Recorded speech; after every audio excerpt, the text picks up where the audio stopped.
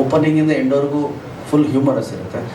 ಈಗ ಹ್ಯೂಮರ್ ಯಾವಾಗ ಭಾಳ ಚೆನ್ನಾಗಿ ಕಾಣಿಸುತ್ತೆ ಅಂದರೆ ಸ್ವಲ್ಪ ಅಂಡರ್ ಕರೆಂಟ್, ಒಂದು ಸ್ವಲ್ಪ ಎಮೋಷನ್ ಇರಬೇಕು ಅಂತ. ಆ್ಯಂಡ್ ಸಂಬಂಧಗಳು ಅಂತ ಬಂದಾಗ ಬರೀ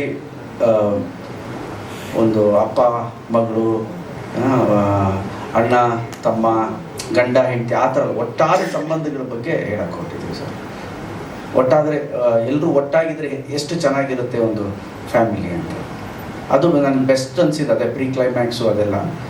the way the emotion and ಆ ಫನ್ ವರ್ಕ್ ಆಗಿದ್ದು ಭಾಳ ಇಷ್ಟ ನನಗೆ. ಒಟ್ಟಾರೆ 30-35 ಜನ ಇರ್ತಾರೆ ಸರ್.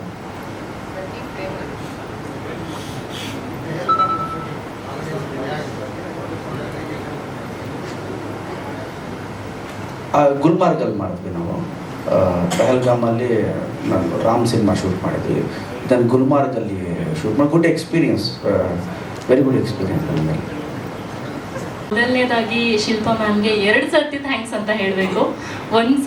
ಮೊದಲನೇ ಫಸ್ಟ್ ಏನಕ್ಕೆ ಅಂದರೆ ಮ್ಯಾಮ್ ನನಗೆ ಇಂಥ ಒಳ್ಳೆ ಒಂದು ಆಪರ್ಚುನಿಟಿ ಕೊಟ್ಟಿದ್ದಕ್ಕೆ ಥ್ಯಾಂಕ್ ಯು ಸೋ ಮಚ್.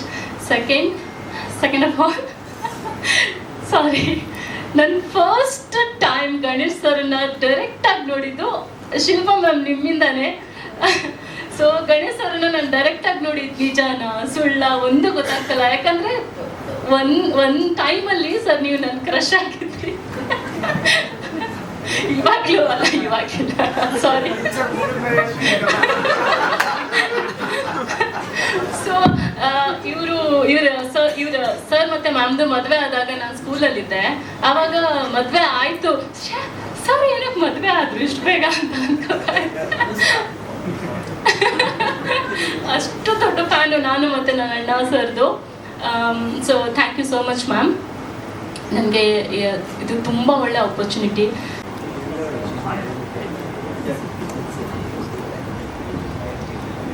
ಫಸ್ಟಿಗೆ ಯೋಚನೆ ಮಾಡಿದೆ ಹಾಡಬೇಕೋ ಬೇಡವೋ ಅಂತ. ಬಟ್ ಬೇರೆಯವ್ರ ಸಿನಿಮಾದಲ್ಲಿ ರಿಸ್ಕ್ ತಗೊಳ್ಳೋ ಬದಲು ನಾವು ಹಾಕಿರೋ ದೊಡ್ಡ ಸಿನಿಮಾದಲ್ಲೇ ತಗೊಳ್ಳೋಣ ಅಂತ ಮಾಡಿದೆ. ರಿಸ್ಕ್ ತಗೊಂಡ್ರೆ ನಾನೇ ತಗೊಳ್ತೀನಿ ಅಂತ. ಬಟ್ ಮನೇಲಿ ಹಾಡುವಾಗ ಎಲ್ಲರೂ ಹೇಳ್ತಾ ಇದ್ರು ಒಂದ್ಸತಿ I think you should try singing ಅಂತ. ಹೌದಾ? Thank you.